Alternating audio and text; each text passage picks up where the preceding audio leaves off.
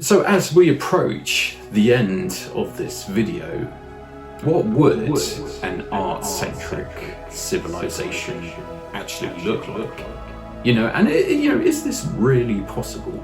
That's the crust of it. That's the, we can dream all we like, but can we make an art-centric civilization become reality?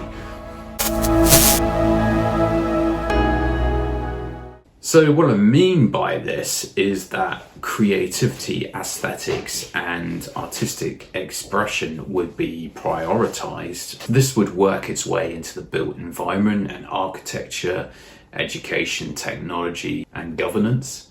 So first off, let's hit base with art and architecture / the built environment. So can art work its way back into architecture to replace, the sometimes modern, soulless, buildings that we often see? These buildings are often built, purely for economic reasons as well, as they're kind of less expensive to make. However, as technology progresses, we got 3D printing, we got robots that can build houses, build buildings, automation. Maybe these tools can help construct buildings that are more aesthetically pleasing and intertwine art into the aesthetics of the building. Think Art Nouveau, think Gaudi. So can we blend functional design with aesthetics and well-being? And I think for me, from personal experience, I think this is important, blending aesthetics, beauty into buildings, because this can also help shape well-being. And then we've got art, well-being and community. So, you could have like community-driven parks, centers, and this can also spark like education and ideas. Imagine if you can just go to a building and they have like talks and activities you could get involved in or something like that gets you thinking about new perspectives, and maybe if that was like blended into a park, like a recreation park as well, that you can go in and experience nature and connect with like-minded people. And then you've got public art installation, and this could also generate new ideas if you had a lot of that within the built environment. And I think this is what I'm trying to get to. This is all about stimulating new ideas and perspectives to feed into creativity. And then we could have like cultural celebrations, and that can connect with other people, and it's another way to also explore new ideas. And then we got nature. So natural landscapes would be, could be and would be woven into cities, not just as a backdrop, but as an integral part of the urban experience.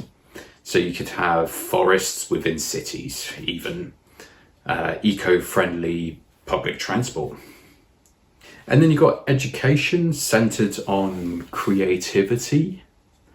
So schools could focus on fostering artistic skills, emotional intelligence and creative thinking.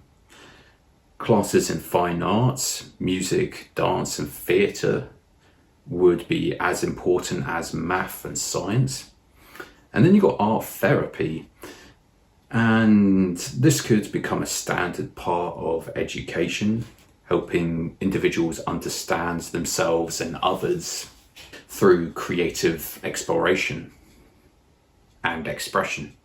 And as students, we could be encouraged to question the norms and imagine new ways of doing things, promoting a culture of innovation. So that was education centered on creativity. And now we have production. So this really goes in deep, guys. This is really this is a whole manifesto or part of it. So So this is, yeah, let's dive into this a bit more. So production, we could focus on local produce, again, and upcycling things, recycling things.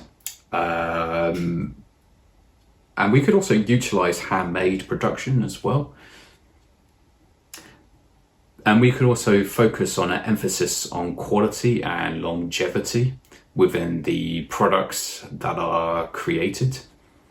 So we don't have to constantly be repairing stuff as much as we do now. And then we have technology, so robots, automation. This can be used to replace mundane tasks, allowing people to pursue more creative output. And this could, in theory, create more economic abundance, and in theory should reduce monetary value for some products, or question mark, because it all depends. Because like now you see like McDonald's, they have more automation, but their costs are still going up. And you think, okay, if a company has more automation involved, less people involved, their costs should come down. So this is quite interesting. It all depends on the people, the thing that's running the thing, their intentions. You got technology. So could this be blended? Could this be blended into everyday life without it becoming too obvious? This is quite interesting. If you look at the iPhone or whatever, the Apple products, those were designed for the technology to be more seamless, and for the technology not to be so overwhelming. It's for anyone to access without really knowing, really obviously, that they're interacting with technology. So in some way, so could this become more evident within like the built environment, where like the technology isn't so evident, it's just more seamlessly integrated into our surroundings? And then you got utilities. So we could have eco-friendly homes and self-sufficient buildings producing their own utilities. Like imagine you got your home and it's producing electricity, it's producing water, and all the other things. So so every building is self-sufficient. You've also got nuclear fusion. It's another electricity generation. I think it's like kind of like recreating the sun to create an abundance of electricity. That's a technology that's currently being developed and expected to become more relevant. So then you got wind, solar, hydro.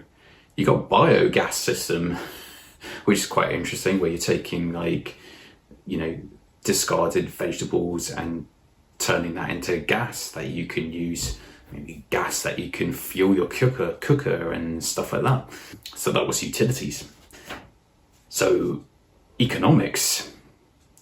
So within this art centric civilization, perhaps we have no need. Well, we will have no need for war.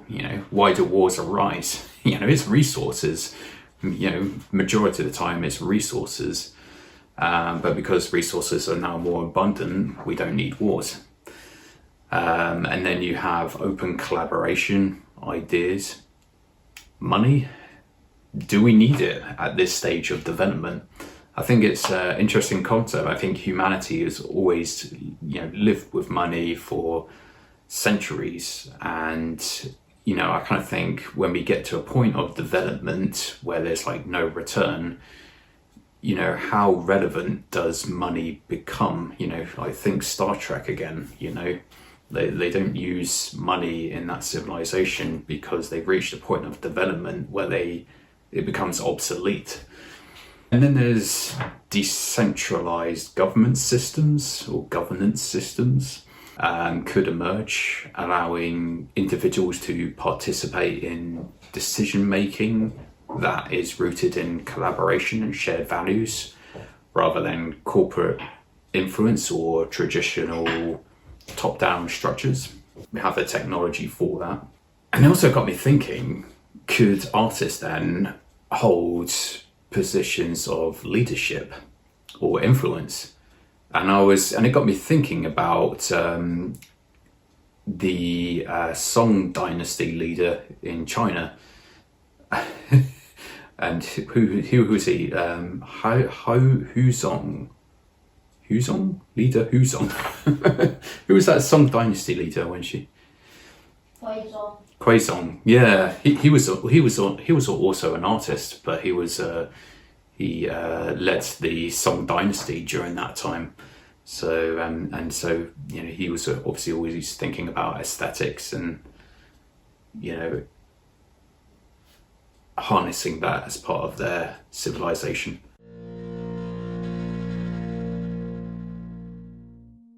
So yeah, I mean, for this as break, seeing as we still need money to survive in this economy, you're welcome to take a look at my YouTube channel. And also, check out some of the videos here, because I've also got some other videos that are really interesting as well and thought-provoking, that dives into like art and society. So that's really interesting. And if you like what you see, feel free to subscribe to this channel. Subscribe to the YouTube machine that may pay me a cent or two for the work that I'm putting in. So that's economics. And then you got aesthetics and values. And again, I was thinking Star Trek. Maybe I'm a big Star Trek fan, but I was, because I was thinking at this point, at this stage of civilization development, maybe human values will be more focused on self-development or collective, or some kind of human development, like bettering oneself.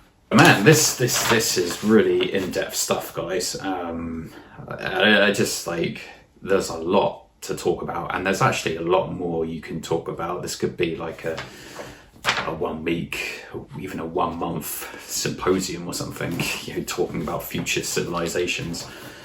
And I'll try and put all the links to the information in the description below.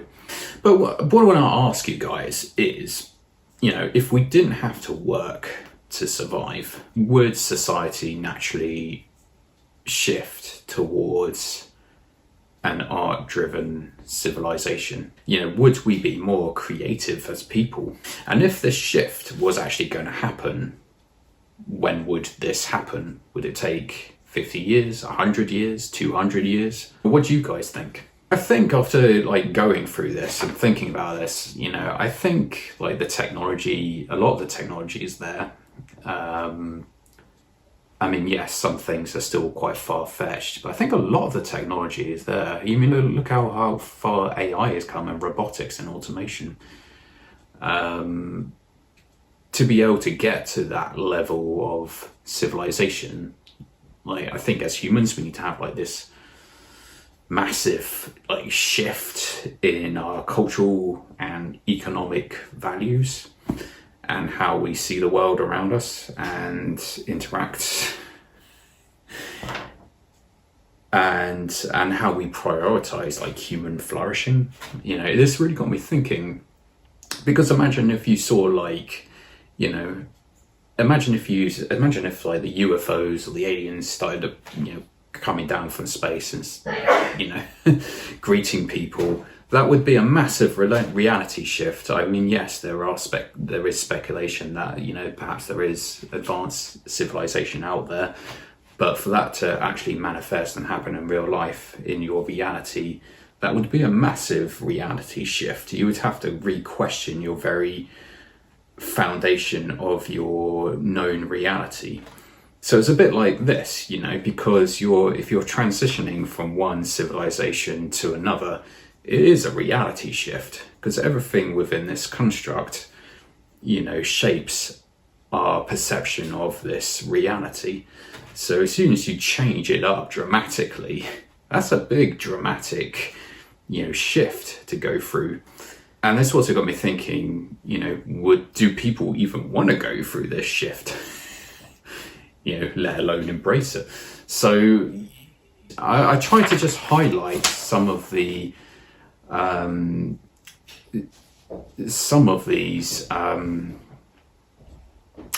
systems, like the current system we're living in, and potential systems. And I'm not trying to like advocate one thing or another and say like this system that we live in is bad, we need to transition to a new one. Even though there are bad, there's going to be good and bad and everything, but it's also good to think about other possibilities, because as things develop, new ideas emerge, and as people become more dissatisfied with something, new ideas emerge to create new possibilities. So it's also interesting to think about these things and have an open mind. So that's why I really wanted to just dive into this project, and it's really got me thinking as well, as an artist, as a maker, as a creator of otherworldly things as well. But I'm going to leave it there, guys, because this is getting way too long, because this is massive. This is really thought-provoking, and this is probably just scratching the surface. And like I said, if you want to check out further information, I'm going to put additional links in the description. So I hope you've enjoyed it. I hope it, hasn't made your head explode. I already had it. And yeah, I got a headache already. I'm just putting it out there, and you get to decide for yourself what you think. But I hope you've enjoyed this video, and I'll see you in the next one. Thanks for watching. Bye bye.